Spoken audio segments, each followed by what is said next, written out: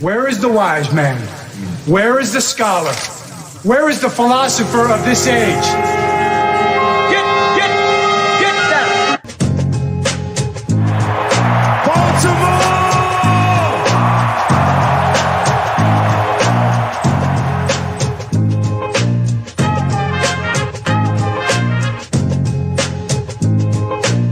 What are they getting? Everything out of me. They gonna get a Super Bowl out of me.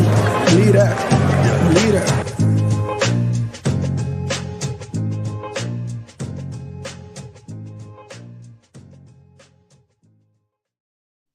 All right, welcome on back to another edition of the Baltimore Beatdown podcast. It is Thursday night, October 20th, 2022. My name is Jake Luke, and I'm joined on my screen at long last by Spencer Nathaniel Schultz. How's it going, bud? It's been a couple weeks. It's going quite well. It has been a little separation. You had some things, I had some things. We've done a couple solo eps, all that good stuff. But the party goes on. It feels good to be back. Has been an absolute cry fest, wah baby fest after the Ravens lose a discombobulated poop fest to the New York Giants on Sunday. They blow the game in 4 plays offensively and proceeded to watch the entire world melt down around the Twitter sphere of all of the angry, anonymous, faceless people that are just up in arms. So you hate to see that, but love to see a Brownies team come into town, a nice home game. The Ravens have finally a home win streak of 1 and look to build on it. So very excited for that. Yeah, no, a win streak of 1. You got to love that. And yeah, it has been an eventful couple weeks, especially this past one after, you mentioned it, the loss to the Giants, which I hopped in the studio on Sunday night. I really, apologies to anyone that listened to that. I felt like I really didn't give my best effort. A shout out to Zeej for hopping in there and kind of pinch hitting and helping me through it. But yeah, I was out of sorts after that loss. I'm not going to say I was totally surprised by it. I think I even said that on the show, but yeah. 3-3, you're a 500 football team right now. You are beating yourself in a lot of these games. The talent is certainly there to be one of the better teams, at least in the AFC. And they're just not playing like it in certain spots. But it's been the way that I said it on Sunday night was this football team so far has been 1 step forward, 1 step back in every sense of the word, on game-to-game sense, in play-to-play sense, in week-to-week sense. It just feels like you do one good thing and then you step on a rake on the very next thing. It's been very up and down, very strange couple weeks. It's really manifested itself in this past week, which has been just a hellscape on the old Bird app, which is kind of how we all interact here within the fan base. So that's been tough to see. Some people have been showing their ass. I think other people have been a little too dramatic. Been a weird couple weeks for sure. Yeah, it has. I think that there's just, and this is going to swirl in so many directions. And I got pretty pumped up earlier thinking about talking about it. And I try my best to be, objective. Let's talk about the film. Let's talk about the numbers, that kind of shit. But just thinking of I don't know, I guess it's my own personal lens and what I've seen. I'm 29 years old. I was born in 1993. I grew up 45 minutes from Baltimore. I played for the Hampstead Ravens. I was a very football obsessed child. And the Ravens are very near and dear to me and got me through some rough times in my life as a young fan, going through, my own little pubescent, mental angst and all of those kinds of things and tough times that I have had in my life. Not that I've had a terribly tough life, but I wouldn't say I've had a terribly easy one either. And watching the way that the team that I fell in love with, the way that they resonated with the city of Baltimore, the way that Ray Lewis and Ed Reed and Terrell Suggs and Haloti Ngata and Kelly Gregg and Edwin Mulatalo and Jonathan Ogden and Todd Heap. The one thing I was just thinking of today is that whenever shit like this swirled and they got into those muddy, sticky situations, they hit. They hit harder, they stood back up, and they hit harder, and they hit harder, and they hit harder until they dug themselves out of a rut. And everybody likes to talk about, the 2000 Super Bowl season, they don't score a touchdown for a month and go 2-2 because they would hit. And that was their identity. And that's why Baltimore loved them so much, because they were gritty, they were tough, they were physical. And whenever they found themselves stuck in the mud, their tires spinning, they would fucking get out and push the back of the truck and hit it and hit it and hit it and hit it and hit it. And that is why I fell in love with the Ravens. That is why I am such an obsessed Ravens fan and have been for my entire life, because whenever they were down, it personally always rose me up. Guys like Ray Lewis, that they would get up and fucking hit their way out of it over and over and over again. And that was amazing. The 2012 Super Bowl champion team went through a shit show. And we can talk about that a little bit later. What they went through midseason. And of course we want to say, well, what if they fired the offensive coordinator? What if it's just like 2012? Well, it's easy to say that from a fan. It's easy to say that from our own, personal bias, because we've seen it. So we feel familiar and comfortable saying it, but every season, every song has a different, tune. So it's easy to fall back into those things. Sure, they could do those things. Maybe history repeats itself, but it doesn't matter. The story of the Ravens and where they are now goes from that season. Ray Lewis retires. Ed Reed is gone. All of those beautiful souls that epitomize what the Ravens were and what the city of Baltimore were faded on. And I am going to not speak ill of Terrell Suggs. He is a Hall of Famer, wore his jersey for years. Love the dude. Unbelievable player. Exhibited leadership in many ways. But the seriousness, the death of seriousness that team had so many times, and the ability to self-govern a locker room and those kinds of things, what they were, they had to shift from Billick, the old guard, the coach that, grew into, his players and being a player's coach. The locker room gets out of control. So they bring in the 40-year-old whippersnapper, John Harbaugh, to go bust some asses, in the words of Bruce Cunningham, get a mouthful of ass and go through that whole experience. When Ray Lewis and Ed Reed leave, it became this goofball thing. Terrell Suggs was he was the young one, the fun one, the silly dance one, ball so hard, Sizzle University, all that stuff. And then that's what the Ravens became. He was the Don. He was the king of that team after Ray Lewis and Ed Reed leave. Then it's Brandon Williams, Dancy, Dancy, Dance, Matt Judon, woo, woo, woo, Tony Jefferson, ha, ha, all this stuff. This is just fan perspective stuff, but it's like they became very unserious. It became a very unserious locker room. And they do things like trade away Anquan Bolden, who was always serious as death, and do things like, some of those things. And it's Joe Flacco's team. He was a guy that had a funny personality. You can listen to the Glenn Clark episode from 3 weeks ago about, how interesting of a guy Joe was, but it became this whole goofball fest. And then they draft Marlon Humphrey, and, they've got all these goofy guys that, love to have fun and love to, party on the field and all that stuff. They have some success. The Ravens have, contrary to the belief of, the nameless, faceless people on the internet, have gone to the playoffs 4 of the last 5 years, have finished first in their division in 3 of those years.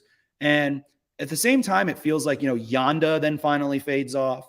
And, Judon, who was a leader while he was a goofball, he's kind of phased out. You bring in Campbell, you bring in these guys. John Harbaugh and Jimmy Smith detailed this. He was a player that saw basically he was the one player that really got deep into the quote unquote, I guess, Lamar era, and we'll say the Marlon Humphrey era, but was also still barely around for the Ray Lewis era, for the very end of it.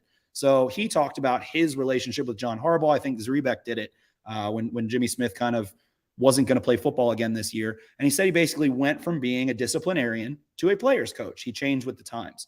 And at the same time, the generation has changed.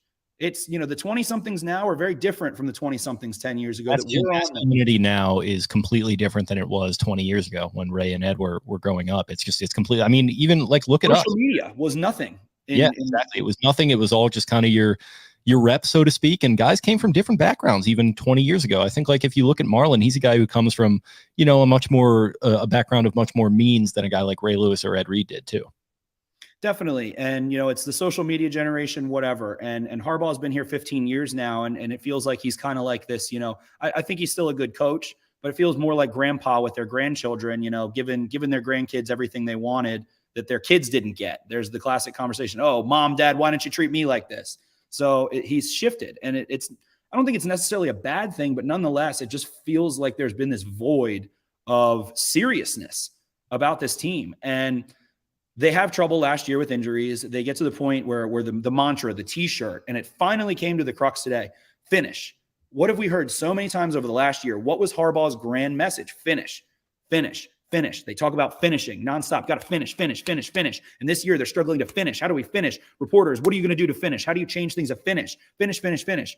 So now it comes to this fucking accumulation of finish, finish, to the point where they can't line up against the Giants because they are fucking chomping at the bit trying to line up. Pat Ricard has 2 false starts. Morgan Moses has 2 false starts. Marcus Williams has a DPI. Dumb shit going on. They go do a quarterback sneak on 3rd and 1 and can't fucking line up right. Why can't you line? It's a quarterback sneak.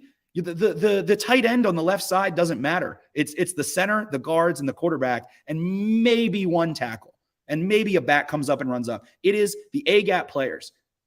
They couldn't just line up because they were so hungry to finish. So then Lamar Jackson goes into the press conference, I believe yesterday, and says, it's just like, why do we have to talk about finishing? Like he said something along the lines of, go look up the transcripts to get the exact verbiage, but he said something along the lines of, why do we have to talk about finishing? Like, that's just what our job is. Like, we talk about the red zone offense. It's like, yeah, we have to score a touchdown. That's our job. Like, we don't have to talk about it. We all know that. We all know we have to score. What do we need to, it's created this unbelievable knot of sciatic fucking burning fire inside of them, this knot that they can't get out. And then what does Marlon Humphrey go on to say? RELAX, which is another Harbaugh-ism. And it's just like, yeah, just go play football. It's October. They're 3-3. They're first in their division. Or should they be 5-1? Should they be 6? Sure. They should have won some more games. Sure. Aside from the Dolphins game, which I think truly was an actual collapse of several factors, the last two have been bad, but it's a product of this fixation. And it's just, I feel like the finish message had the most terrible possible consequence. And I don't think it wasn't some big thing. John Harbaugh prints a couple fucking t-shirts and says finish a couple times, but it just manifested into this really peculiar energy. And at this point in time, considering, and I went back and listened to our NFL review season preview episode that you and I did right ahead of the Jets week 1. I think it was like the Thursday before that game. And we talk about things like this. Everyone, so many people in the fan base, so many of the loud, angry people on the internet are saying, stop caring about preseason. All of our players got hurt last year. Stop putting the starters in preseason. So what did they do? We talked about all this. What did they do? They didn't put them in. They still won all the games anyway because they're psychotic, but they didn't get the reps. The reps weren't had. They didn't go get a couple bugs out.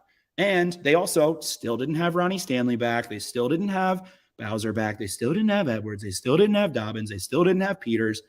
None of them have had any game reps at all. They have not had preseason. They have not had regular season in over a year since aside from one game, Ronnie Stanley pre whatever surgery he had. So them sputtering now, isn't that what you asked for? Isn't that what you asked for as a fan base? To stop being so focused on preseason and the conditioning test and all of the things that were mocked, and then the coin flips. Well, why aren't you doing this? Why aren't you doing? Maybe because they're trying to peak later in the season. Maybe they want your hashtag fresh legs. That's going to be a t-shirt, I believe, as well. Fresh legs. That should be the motto. Forget finish. Give me fresh legs. Fresh legs. A couple things to hit on there. I think that's sort of why you and I maybe defended the front office, defended the coaching staff against Voss and these people that are, talk about all they care about is make it to the wild card round, just get into the tournament. I get what they're saying, but that takes for granted how fucking hard it is to win any football game in the regular season. Like, it's not easy to have consistent regular season success like they did. So I get the overarching point about, and I'm starting to get into agreement with them. Going back to this offseason, I said they got to emphasize the wide receiver position a little bit more. We're going to get into the fact that they're now me sowing, me reaping, me sowing. Fuck yes. That's the exact thing with this wide receivers issue right now. So we saw that coming for one thing. And then I guess also, you make a good point about the seriousness and the attitude. And you mentioned Marcus Peters. That game against the Bills was one of the more listless, dull games that I've ever been to in terms of energy on the field for them. And it was, raining and shitty weather and all that stuff, but it just felt inevitable that, they were going to, collapse. And ultimately they did, and they lost that game. But then you get Peters, fired up at the end of the game, pissed off. He's the one guy that I kind of am growing to hate the phrase hold accountable and all that kind of stuff. But he's one of the guys on the team that of course you're actually going to be okay with him doing that. Then you get him out there against the Bengals, and he's getting in Jamar Chase's face. He's making plays on the ball. He's making that play on the Philly special and doing his John Lennon rubber band man thing. That is a guy with a fucking attitude. That is a guy. I want to highlight specifically something that is a weird thing that I thought of earlier, and I'm so glad you brought that up. That hit that he made on Tyler Boyd and the flailing. I don't fucking care what I look like. I don't care what you think of me. I am just in my fucking emotion. and I am physical and I'm an alpha, and that is this sport that you play. And the rules have changed and blah, blah, blah, blah, blah.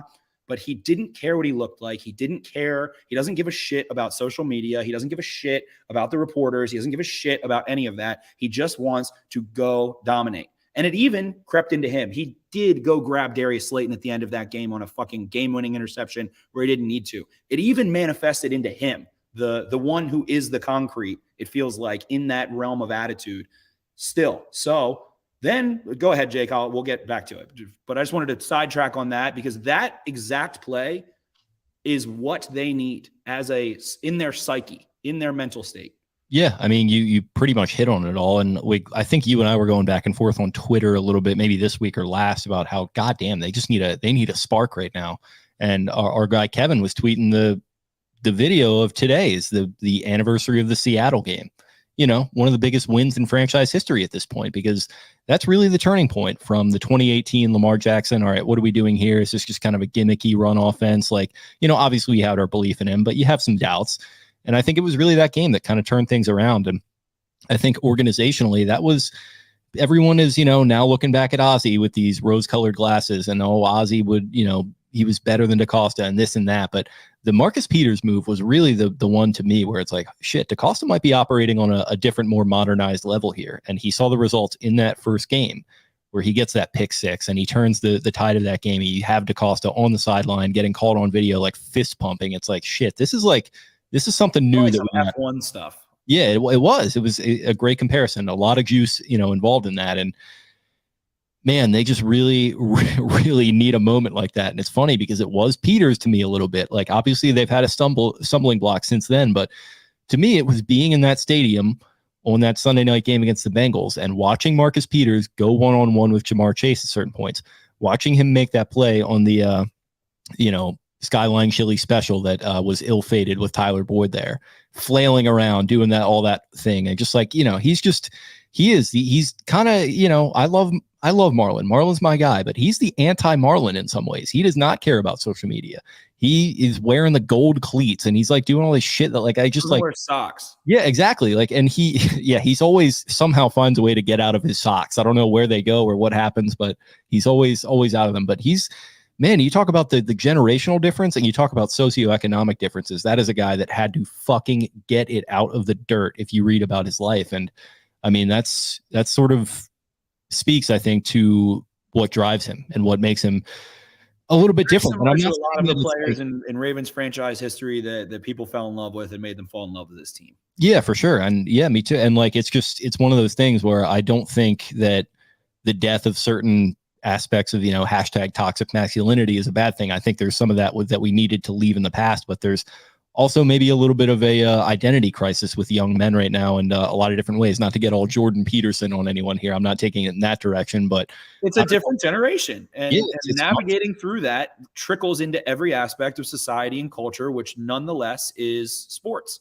Yeah, no doubt. And, you know, it's not even that these guys are dealing with an identity crisis. I think Marlon Humphrey's a very confident guy. I think a lot of these guys, very confident young guys, but you know, it's different when you're playing a sport like this and you're, you know, having to go out and do the Ben Powers, take a grown man's dream and crush it type deal. It translates to different guys in different ways. And I'd say it's much more the norm to be like Marlon these days than it is to be like Ray Lewis or Ed Reed. Definitely.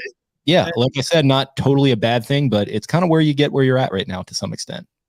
Definitely. That's what it feels like from the fan perspective in my eyes, at least. And then we have today, you know, Marlon Humphrey tweets after the game, the definition of insanity, the classic Albert Einstein quote, doing things over and over, expecting the same result. Everybody asked him about that. They asked Harbaugh. He says, I think that if, you know, Marlon had wanted me to know something, he would let me know. Then we have Jeff Zrebeck say from the locker room, Humphrey also said that he and a few other players approached John Harbaugh this week with some suggested minor changes to what they're doing in terms of checks on plays and other things. He said the defense messed up one of them in practice today. Harbaugh held them accountable. And while that, you know, can be a political propaganda, you know, statement to a degree, you know, whatever, you can always make things sound a little bit more pretty and purple than they might have actually been. But that is the transcension that they need. And I'm not knocking Ravens PR. I think they're one of the best in sports. The Wired that they do, the game day experience, everything they do is incredible. But maybe it is time for your $100 million corner to stop being Mr. Cheese Noodles and be Mr. fucking leader on this team. And it kind of feels like he has stayed away from some of those things and is not, a spring chicken anymore. He's in his prime. He's supposed to be in his prime right now. He's in his, as you like to say, your mid to late 20s. He's right around where you are, especially in a football. I'm in my early to mid 20s. No, on this podcast, on the review episode, you said word for word, you're like, I'm 27. I'm now in my mid to upper late. No, like I said, that was late. I was a little foggy headed, weird loss. Sure. Yeah.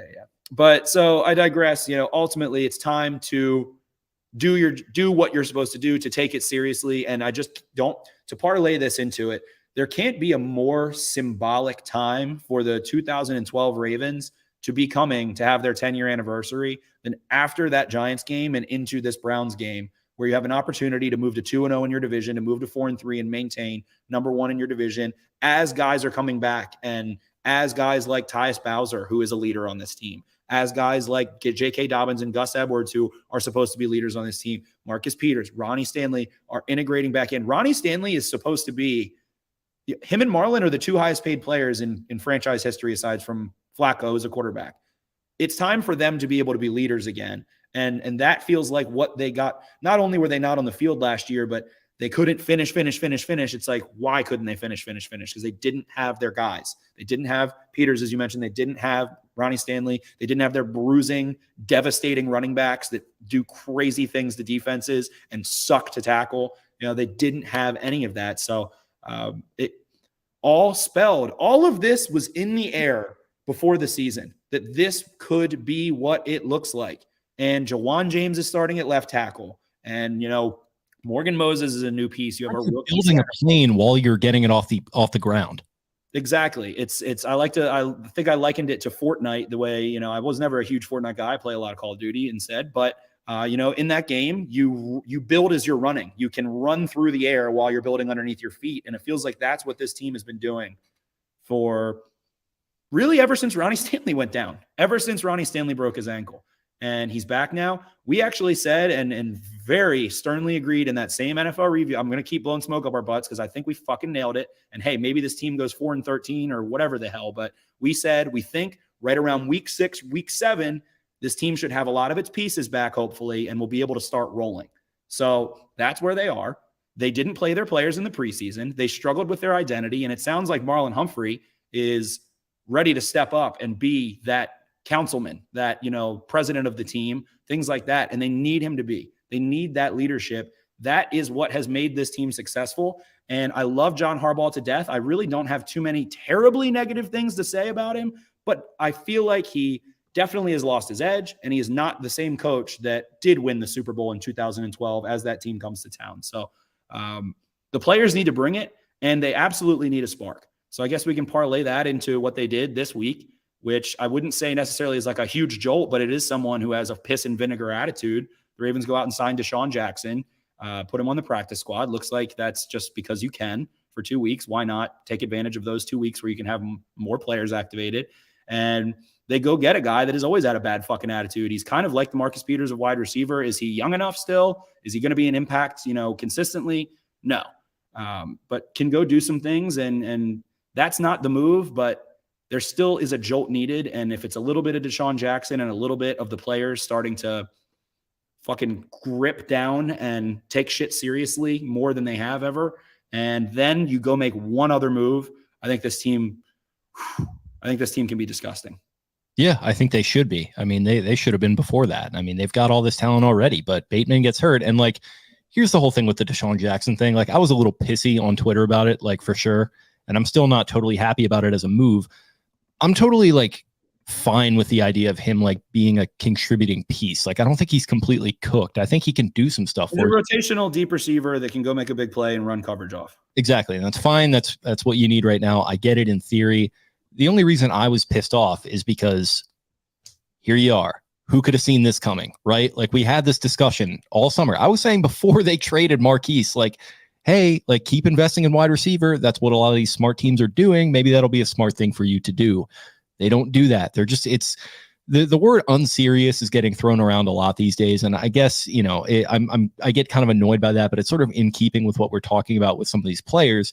It's just the unserious approach to this position to an extent. Like, do something a little bit more long term. Do something that's gonna get the juices flowing a little bit more. I wanted DJ Moore. I would take Elijah Moore. I'd be over the fucking moon if they could go get Elijah Moore, who has requested a trade. Apparently, the Jets have no plans to trade him per Ian Rappaport. We'll see if that's just bluster or what the deal with that is. But that's a move that I'm looking to make if I'm EDC. And it's like, it just, like I said, Deshaun Jackson, I think, will be a fine player. It really, really sticks in my craw that we had this conversation 1 million times, and we were like the guys who were like, yeah, don't worry as much about wide receiver. It's not all about that. It's not all about that. Like, but if Bateman goes down. Exactly. Yeah. But if Bateman goes down, boom. And like, even like before, like the Bateman goes down stuff, it's just like, just keep investing, keep trying, keep throwing darts at the board here with this position, because like you probably hit one with Bateman, but he's shown a propensity to get hurt a little bit. I think you have hit one with Duvernay. You missed on Miles Boykin. You hit to an extent with Hollywood. He wants out of town, so I don't know if you can call that really a hit. It was a push. That was a push. Sure, yeah, I'll call it a push. It was a good draft pick that didn't work out in the long term. Just keep throwing darts at the board. I guess you could call Prochet a miss. He was a 6th-round pick, whatever. Tylan Wallace is certainly. You don't expect day 3 players to be starters if you do exactly crazy. Yeah, exactly. And like but the problem with the approach that this organization has with the position is that people are going to expect that from a 6th-round pick, because what the fuck else do they get? They don't get serious options. And I get the anger at this point. Okay, here's what I'll say is I get the anger. I get the angst. I share some of it. Let's just be normal about how we vent these frustrations on Twitter is what I'll say. It's just, and again, I do it too much. I hate policing fans, and I do whatever. If you want to rage, then rage. God knows how many controllers I've broken playing Madden or Call of Duty or Halo in my life. And I keep playing, and I don't know why. I haven't in a while, actually. But if that's enjoyable for you, if misery is your comfort, I tip my cap, I guess. But it just, you don't, like, they'll play another game, and they're probably not going to win the Super Bowl every single, like, there is a 100% chance that they aren't going to win the Super Bowl every year. They will never win the Super Bowl every year. They will never win their division every year for 20 consecutive years. It's okay. There will be another game. There will be another season. You can look forward to the draft. It's a long football experience. If you want to be a football fan, you're in it for the long haul. You could be a fucking Jets fan. You could be a fucking Commanders, Redskins football team fan, dealing with whatever that is. You could be a, Bears fan. At the same time, I'm not a rage quitter, Garnett. I'm a rage stay. Just continue raging. But anyway, it could be worse. Could it be better? Absolutely. They could have been the Chiefs during this time, and they could have been the Bucks, I guess, during this time, or the Packers, who went to 2 NFC championships. So they weren't. They've been a good team. They haven't been a great team. They have been relatively successful in comparison with average, but haven't been great. And that's all right to want them to be great and criticize moves and things like that. It's just like, take it easy, man. Just take it easy. It's just, I don't know, the society that we live in now, all that stuff. Twitter's a fucking joke. Everybody gets all pissy and crying and then okay, whatever, man. Just sack up and get off the app if you're crying every day, having no fun. What is the enjoyment? I don't understand. It's like chemical imbalance in your brain. You're depressed is what that means, basically. So just take a deep breath, save your takes for maybe Tuesday or Wednesday, relax. It's okay. It's a long season. Like I said, maybe they suck. Maybe they miss the playoffs. I don't think they do, but maybe they do. It's all right. Yeah, no, I mean, it's said well. I think it's just it's really hard to like be on Twitter and like take a lot of that shit seriously, because it's just like so much of it. It's just so like, it's just so patently absurd that like this is how people like view things. Like I just can't understand it. And like I don't want to police fans either, but at a certain point, it's like, guys, we gotta like relax a little bit here with the way that we're venting some of these frustrations. Like be funny about it. Like make memes and like do that kind of shit, because I like that very much. But just get out of your feelings a little bit and learn to embrace the absurdity of it all, because that's what it is. It's sports. It's absurd. It's stupid. It determines our mood for a week, which is really kind of not a great thing for healthy adults, but that's where we're at. And yeah, just it must be just a lot of people that are like 19 years old is what I'm guessing. And, I guess as someone who's in their two people who are in their mid to late 20s, it just is like another season. Every season that goes by, I grow slightly desensitized more when they lose. And, when they win, it's cool too. So I don't know. I love the draft. I love free agency. I love the cycle of the NFL. I love the NFL as a whole. I love the sport of football. I love college football. The center of the world doesn't have to be the Ravens every day. I'm sure you guys play fantasy football. I'm sure you guys do DraftKings and stuff like that. Just relax. RELAX, as Mr. Marlon Humphrey said. I agree. You're inching closer and closer to politics being your sports, which is what happens to everyone when they get to a certain age. It is. It literally is the red and blue. It's like everything has to be an argument or a debate as opposed to a conversation.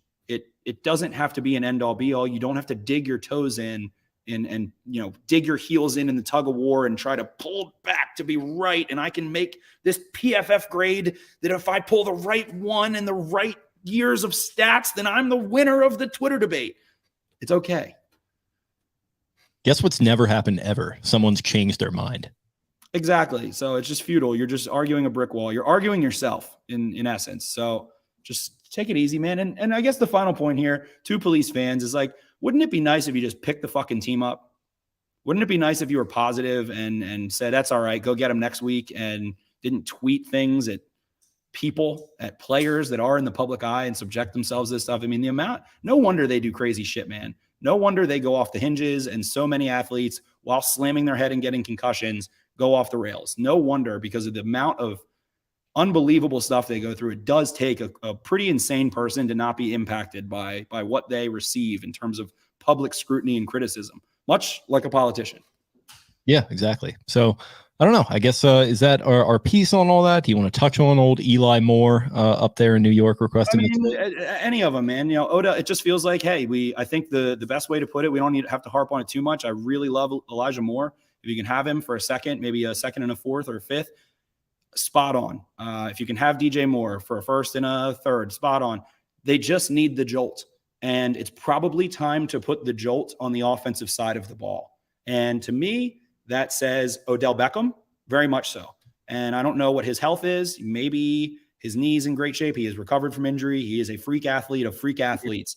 So I think that someone coming off of a Super Bowl, and if you're able to pull him there after all of the hoopla of receivers don't want to come here, and those are things that DaCosta does face and talk about and gets pretty candid with and opens up about. If you can pull in Odell Beckham, and hey, maybe it needs to be a 2-year deal, or maybe you need to extend Marcus Peters. That's a lot. Asking to do that is a huge ask in a very specific scenario. But if you can maybe give him a 2-year deal for $18 million or $20 million, and that makes him happy, I don't know if it would, but if you could do that, I think that gives this team something that may, and it almost, I would somewhat liken it to the Yannick Ngakoue. I don't think it's quite the same, but literally Yannick Ngakoue only had 3.5, 4 sacks, but he impacted the pass rush in a way where left tackles had to set deeper, whatever. Odell Beckham might not be a great player, but the impact that he will have, I think, to the jolt and to the RELAX as opposed to the FINISH, I think would be huge at this point for this team. Yeah, definitely. So it's going to have to be something other than DJax. Like, it just, like we said, he can be a contributor, but if you do want that jolt, if you want that Marcus Peters type move, or in process, a Yannick Ngakoue type move, like, yeah, you got to do a little bit better than old DJax can give you. And listen, you don't really make these big moves very often. So you have picks to work with, and it's not the end of the world if you fork over a second round pick to get a guy like that. I mean, you made 4 first round picks in the last 2 years. Yeah, exactly. And yeah, just, don't give a little jolt. Give a little jolt. So I guess it's good time to move on to the Browns game ultimately. And this is what is so interesting about this Ravens team. And another John Harbaugh quote from this week was that they have put, like, we, as in the Ravens, they have put out a ton of great tape. And that's why it is like almost like I laugh when I'm watching tape sometimes, because it's like you watch Justin Madubuike have a fantastic game. You watch Marlon Humphrey have a great game. Mark Andrews has a great game. Linderbaum plays well. Lamar Jackson plays. It's like all of these good things are happening. And that's why it's so ironic. And that is why the Ravens are incredibly highly ranked in DVOA despite being 3-3, because all of their metrics, all of the considerations of the opponents they played, all of those things have led to the Ravens being the third best team in DVOA, which is considered by many to be the most predicative, I can't spell talk right now, but Predictive. Yes, predictive metric. There we go. And I couldn't talk for a second. But so then where are the Cleveland Brownies? Where is this team that has been a pig with lots and lots and lots of lipstick on it? Not nearly as close there. They have done a great job, it seems like, scheming up Jacoby Brissett and putting them in a great situation. The Browns are 21st. Their offense is 8th, and their defense is god-awful. Joe Woods has been taking an unruly amount of scrutiny, running a very basic defense consistently. There's really not a lot of dressing on it. They just line up and play. They play their split safety stuff and 3 safety stuff. It is not a fun watch, but their offense has been able to conjure up a great run game with Chubb, has been able to work through Brissett and generate play action, hit Amari Cooper, some of those things. So kind of the exact opposite of what was expected of this Browns team. Yeah, definitely. It's been an interesting watch with them. I think I was definitely down on them on that preview pod that you've mentioned. I just felt like, you talk about the mental side of the game. I thought that this Watson thing was really going to be weighing on them heavily, and maybe it is. But I mean, man, Stefanski can fucking coach, man. Whatever you think about the Browns organization on the whole, that guy has really shown an ability to make chicken salad the last couple of years. And that run game, I think, is a big part of it. They've really had that thing working. Jacoby Brissett, like he didn't really show much with the Dolphins, but like he showed himself to be fine, I think, with the Patriots and Colts at times over the years.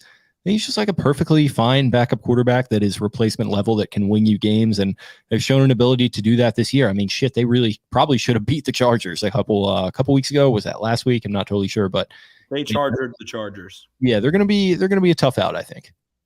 Most certainly. And Jacoby Brissett in Sports Info Solutions, points earned, he is 12th, 27.82, meaning that he has above, that's like EPA considering factors. So this is how interesting you can put it. So points earned by Sports Info Solutions, where I work there, the understanding that I have of it and firmly do is that there's EPA, which is a result of the play. How many points were earned on that play? Points earned considers the position of all 11 players in the last most similar 10,000 instances that on any team, players were in the most similar 10,000, like not simulations, actual plays that they have. So EPA, Jacoby Brissett has a -20 EPA, which ranks, let's see here, that is the 12th worst. But when you go to points earned, he's actually the 12th best and slightly ahead of Lamar Jackson. So that means that, in their opinion, based on 10,000 previous plays, similarly of all of the plays the Browns have run, Jacoby Brissett has basically equated as a passer, specifically as a passer, just about as much making chicken salad as Lamar Jackson has, right under Kirk Cousins and Trevor Lawrence. So Brissett has been quite all right, is what that says.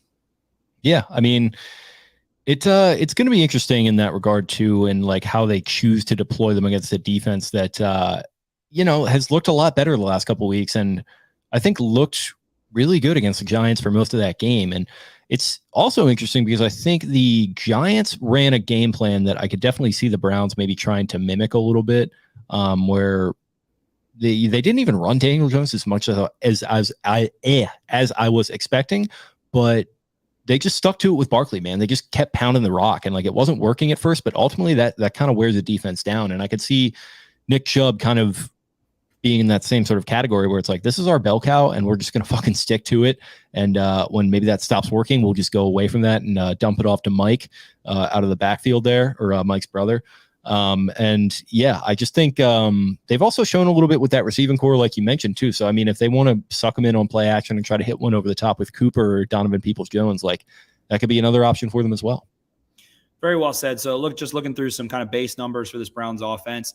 On 1st and 10, they have run the ball for 100 rushes even for 533 yards, 5.33 a clip, easy there.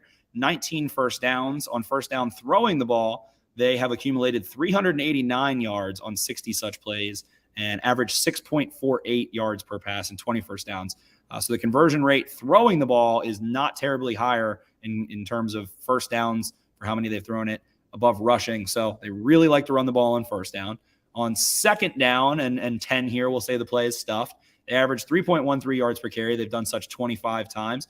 On 2nd and 10, they've thrown the ball 16 times and averaged 4.88 yards per attempt. So basically, what that tells me, 100 rushes to 60 rushes on first, or 60 passes on first down. They like to run the ball about 2 out of every 3-ish first downs that they have. And if you can stuff that run, you kind of put them in no man's land. They've only ran on 2nd and 10 for first downs. Let's see, 0% of the time, and they've only thrown for 4. If you look up at 2nd and 9, that makes it that they have ran the ball 14 times for 7 yards a carry, okay, and 1 first down. On 2nd and 9, they've thrown the ball 11 times, an average 5.91, and have only had 3 first downs. The numbers on my point generally going up to 1st or 2nd and 8 for both of them. You have to stop the rush on first down. That is where Stefanski seems to want to live and die. On 3rd down in general, they have not been fantastic. On 3rd and 2, they are 24th in the league in conversion rate. On 3rd and 4, they are, or excuse me, on 3rd and 3, they are 13th. On 3rd and 4, they are 19th. So if you can beat them on first down defensively, you can really put a wrench in their plans. And a lot of that has to do with stopping Nick Chubb mainly. Yeah. And I think, I mean, we don't have to jump into the offense yet either, but it reminds me of the Ravens offense at their worst over the last couple of years. When was it? Mark Ingram, 1st and 10. You wind up in 2nd and 11 every fucking time. Like in 2020. Yeah, and it's just like it was. I remember the phrase we kept using was, "You're getting behind in the count on these drives, and it's just killing you." So I think that's a astute point there, and I think it's a thing where if Patrick Queen can continue this good run of play that he's on, buckle up that chin strap, be ready to meet Nick Chubb in the hole there. You're probably not going to be getting them in 2nd and 11, but if you can get them in 2nd and 8, 2nd and 7 consistently, that's going to be a good spot to live. And it looks like that Wyatt Teller was in a walking boot and has not practiced. Denzel Ward has not practiced. Jack Conklin has an ankle and is injured. And then both Clowney and Garrett are limited. I think that Garrett probably just is still a little sore from that car accident, whatever. But anyway, the big one there is Wyatt Teller, who is an all-pro guard and a highly paid guard. And I also have well documented on the Bird app that is Justin Madubuike's son is Wyatt Teller. He has whooped him. The worst tape that Wyatt Teller has, and I've talked to several of my Browns buddies that cover the Browns, the worst tape, the worst matchup for him is Justin Madubuike.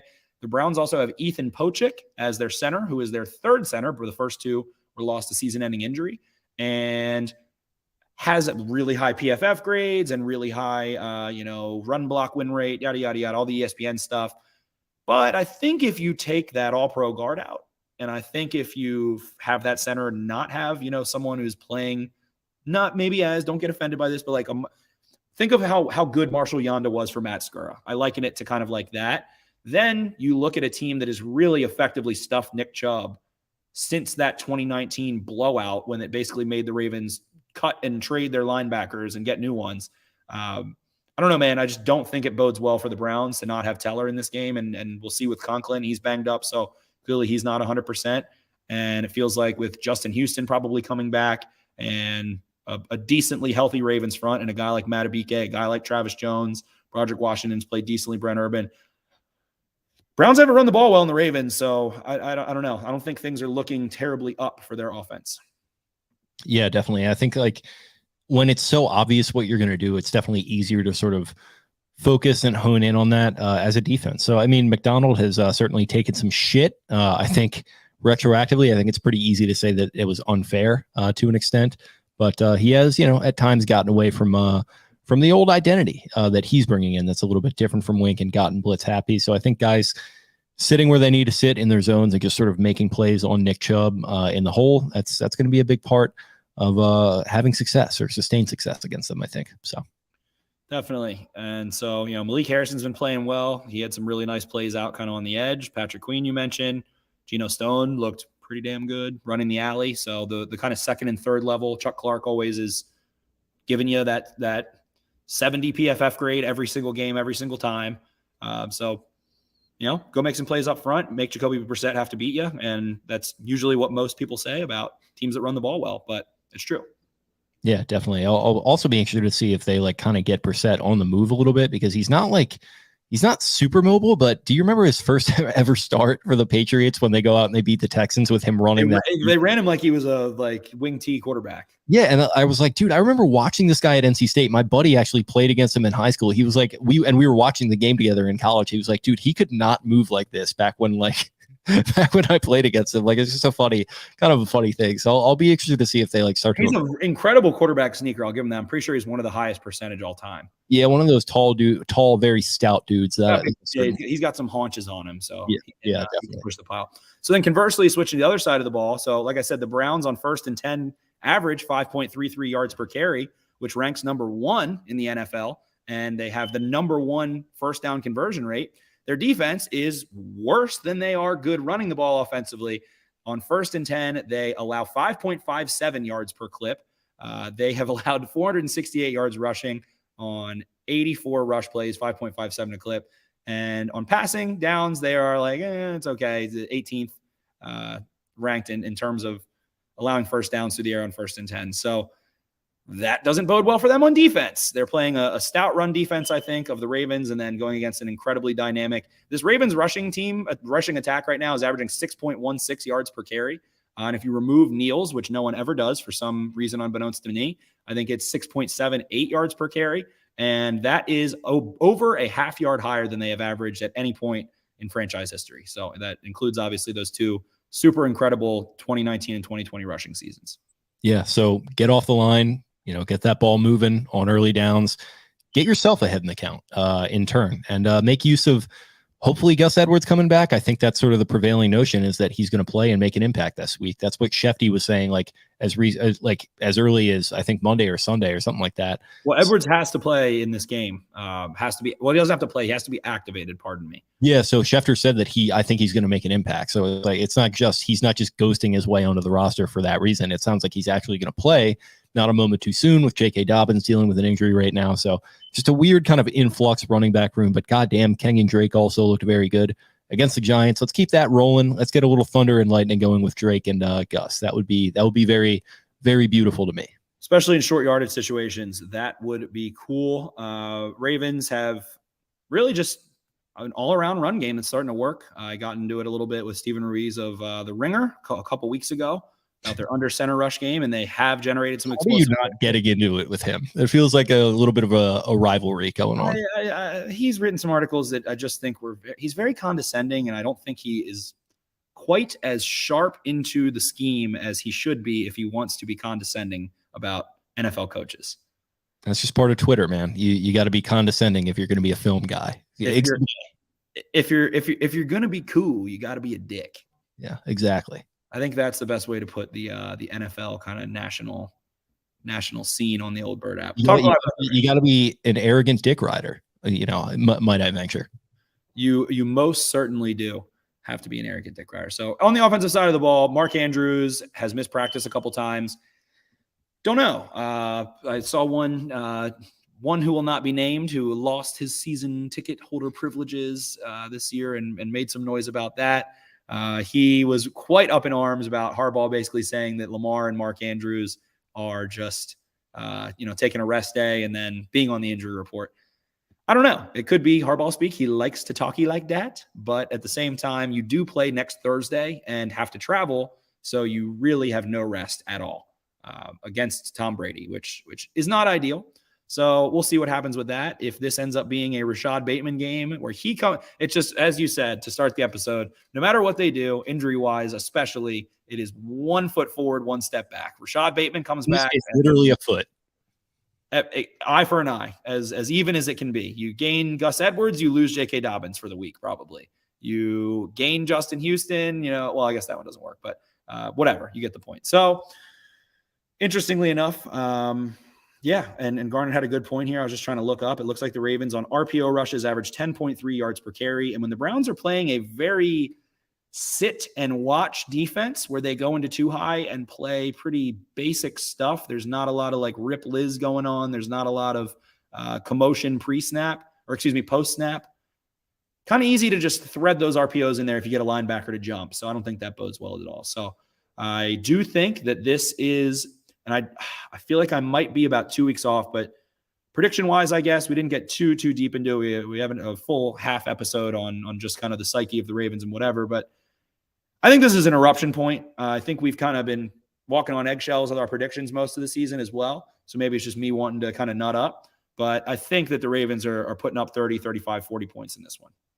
Yeah, I think I'm with you. I think it just feels like it's time. I mean, you've had kind of a weird schedule thus far. I mean, the Bills were a tough team. You played them at home, and then you've been bouncing back and forth. You've been to the Meadowlands twice. You had to go up to Foxborough. It's like, let's settle in for a home game here. I know you got to go. Obviously, you mentioned the Buccaneers, but you settle in for a nice home game against a divisional opponent, probably the worst team in the division. Well, no, they're not the worst team in the division right now, but they're not really not the worst team in the division. No, exactly. That's probably a good way of putting it. They're not serious contenders.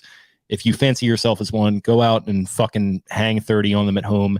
Exercise some of these demons. You keep mentioning the Ted Lasso Sage situation. Do the leftovers. Drink the poison and go down to the International Hotel and take care. Exercise your demons.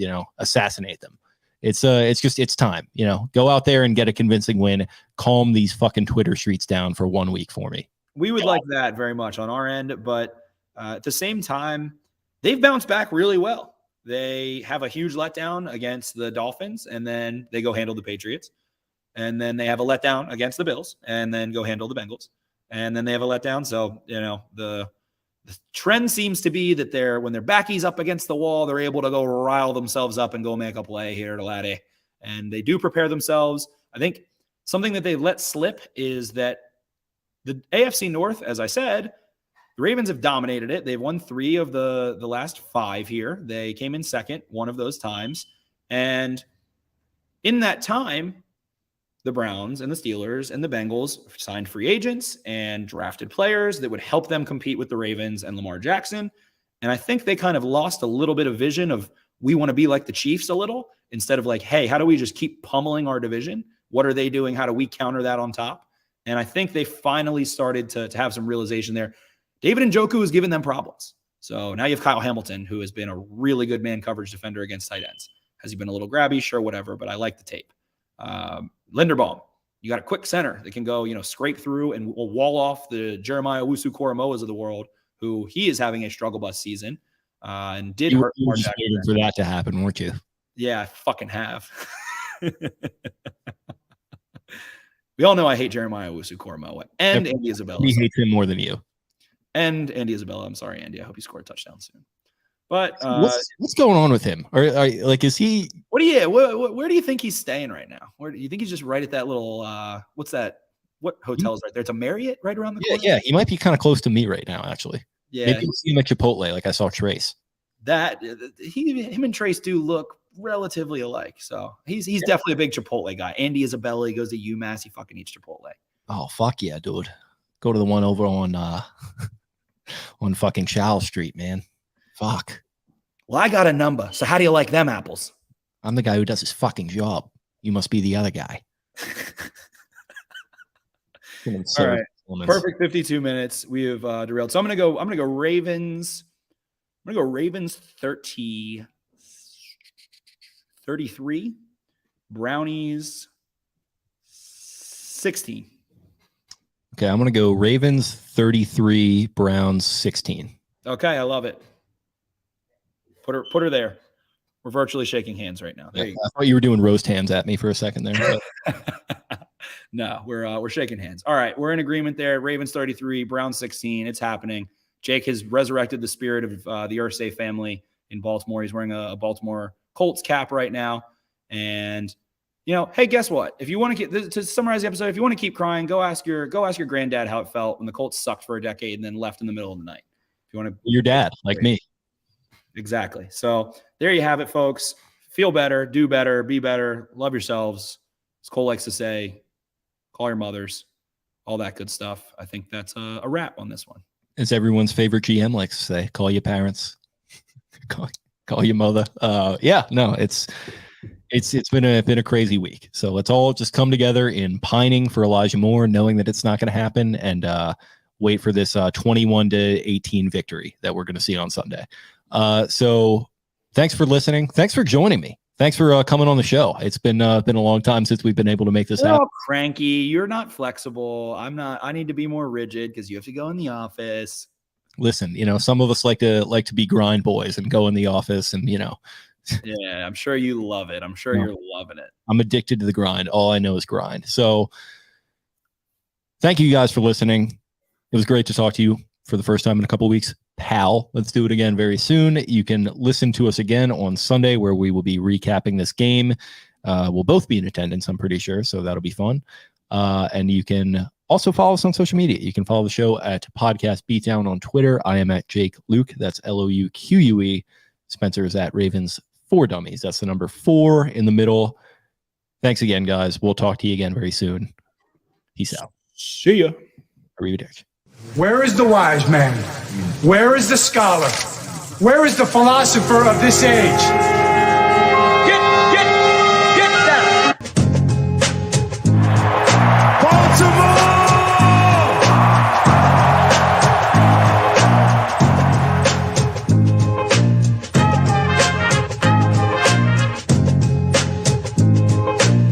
What are they getting? Everything out of me. They gonna get a Super Bowl out of me. Believe that. Believe that.